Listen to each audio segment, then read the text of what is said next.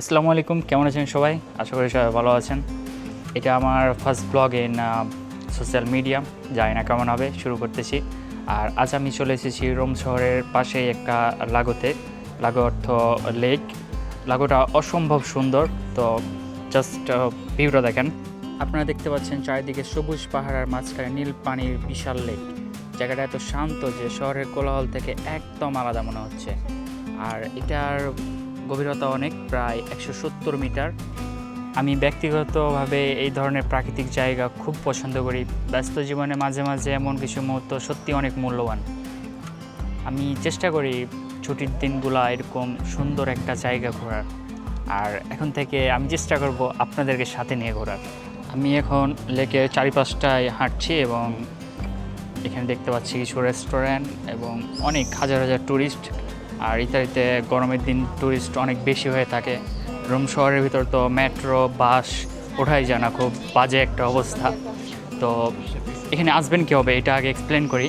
তো এখানে যারা রোম শহর থেকে আসবেন তারা রোমা আনিঙ্গিনা অথবা তেরমিনি থেকে আসতে পারবেন ট্রেনে।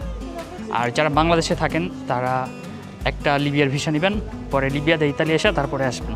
আর যদি লিগ্যালভাবে আসতে পারেন তাহলে তো আসবেনই। রোমের ভিতর ঘুরতে ঘুরতে অনেকটা ক্লান্ত হয়ে গিয়েছি, তাই ভাবলাম একটু ইতালির আইসক্রিম ট্রাই করা যাক।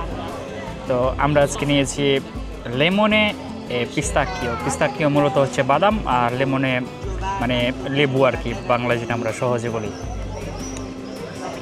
সত্যি অসাধারণ।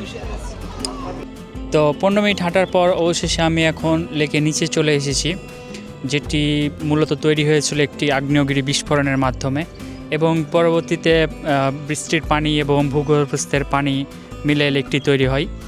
আর রোম শহরে আপাতত এটা সবথেকে সুন্দর লেকগুলোর ভিতরে একটা, আরও অনেকগুলো আছে ছোট ছোট লেক।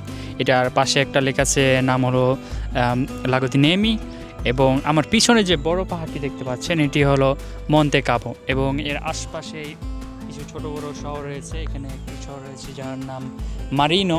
এখানে আমার কিছু বন্ধুবান্ধব আছে, ওদের ওখান থেকে প্যারাগ্লাইডিং করা হয়, আমি ইতিমধ্যে এখানে দেখলাম। তো যাই হোক, এই ছিল আজকের ব্লগ। আশা করি সামনে কোথাও সুন্দর কোনো প্লেসে আপনাদেরকে নিয়ে ঘুরতে যাব। তো দেখা হবে ইনশাআল্লাহ। টাটা, চাও চাও।